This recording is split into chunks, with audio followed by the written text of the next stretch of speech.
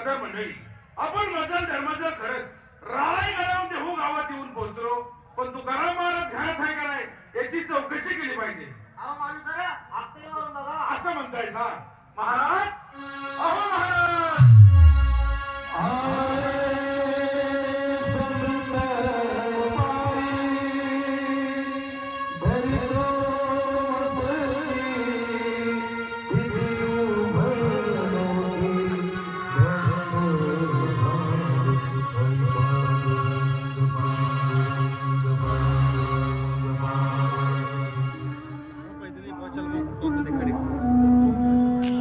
अहो हे काय करताय महाराज? आम्ही तुमचं दर्शन घ्यायचं तर तुम्हीच आमचं दर्शन घेऊन आम्हाला लाजवलंच म्हणायचं. मंडळी, हा तुमच्या पायावर नतमस्तक झाला त्यात मला वाईट वाटण्यासारखं काय? कारण माझ्या मंडळीच्या पांडुरंगाचा अस्तित्व वचनात सामावलेला आहे. या नाटकाचे तुमच्या पायावर नतमस्तक या तुझ्याच्या कपाळाला लागावी आणि प्रत्यक्षात माझ्या पंढरीच्या पांडुरंगाचं मला दर्शन करावं म्हणून तुमच्या पायावर नतमस्तक झालो. परंतु आपण आहात काय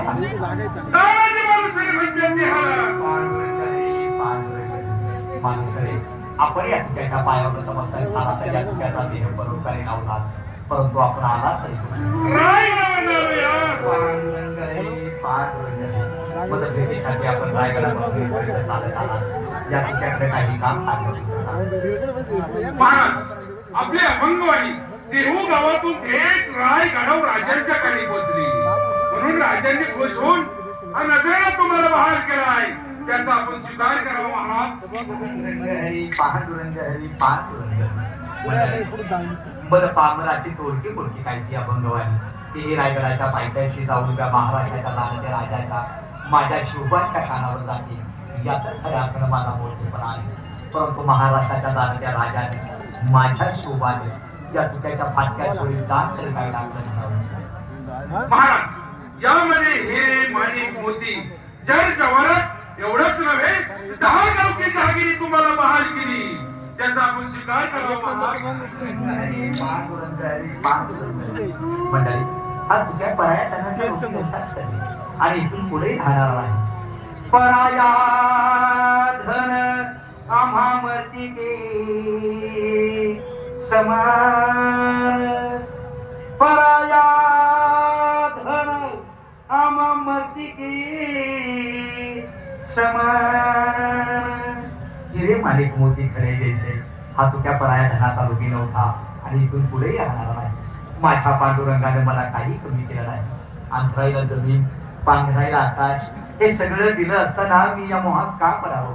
मंडळी, असेच माघारी जा आणि सांगा उभ्या महाराष्ट्राच्या जाणत्या राजाला म्हणावं, माझ्या या पांडुरंगाच्या विश्वाच्या साम्राज्या पुढं शोभा तुझं चितवर राज्य काय टिकाव धरणार? बरं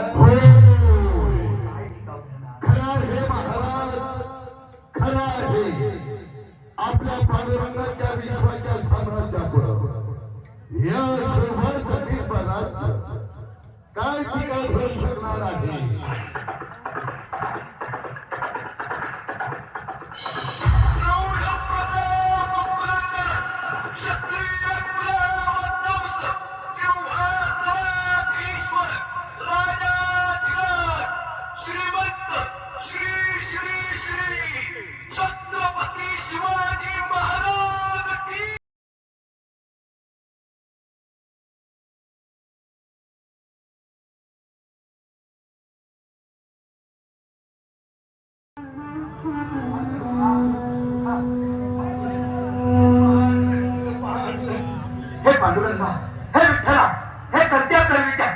काय पाहतो उघड्या डोळ्याने?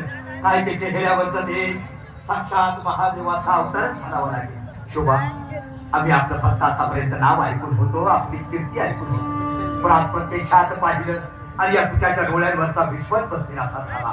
शोभताय खरे शोभा, शोभताय खरे या महाराष्ट्राचा राजा, शोभताय खरे महाराष्ट्राचा माणूस रे.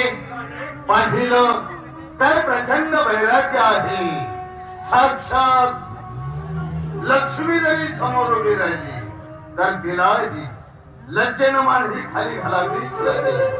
एवढं प्रचंड वैराग्य आहे. आई भवानी जगत जननीच्या आशीर्वादानं हिंदवी स्वराज्य निर्माण व्हावं ही श्रींची इच्छा आणि माझाचा महाराष्ट्र व्हावा ही शोभाची इच्छा.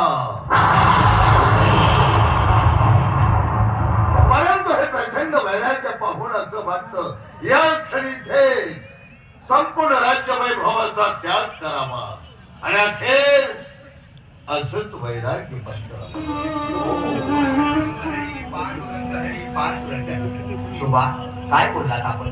माझ्यासारखं वैराग्य धारण करून आपण काय केलं? खरं तर या दुःखाचा प्रपंचच वेगळा. माझ्या पांडुरंगाच्या नामस्मरणाचा माझा प्रपंच आणि आपला या महाराजांच्या माझ्यासारखं वैराग्य नका बोलू मग आम्ही यासाठी केला होता का आता या हिंदवी स्वराज्याचा? यासाठी बांधलं होतं का आपण आपल्या मनात या हिंदवी स्वराज्याचं हे आपणाच महाराष्ट्राचा हा भगवा दिल्लीच्या आमचे पाय घेऊन पोचता करायचा आहे. माझ्यासारखं वैराग्य असं करू कसं चालेल? मग ठीक आहे, आज आम्ही हे आपल्या बरोबर आपल्या पांडुरंगाच्या दर्शनासाठी भंडारा डोंगरावरती निघणार आहोत. मालुसरे, बहरची नाही देशाची कंक निघण्याची तयारी करा. पांडुरंग पांडुरंग शोभा शोभा, तुम्ही पाठवलेल्या या धनापेक्षा माझ्या पंढरीच्या पांडुरंगाच्या दर्शनात झाले त्याच्यात फुली टाकता. या पलीकडे तिन्ही दुखी मला कोणी काही मिळवून घेऊ शकत नाही. उशीर कशाला? चला माझ्या बरोबर भंडाऱ्यावर माझ्या पांडुरंगाच्या दर्शनाला. पांडुरंग पांडुरंग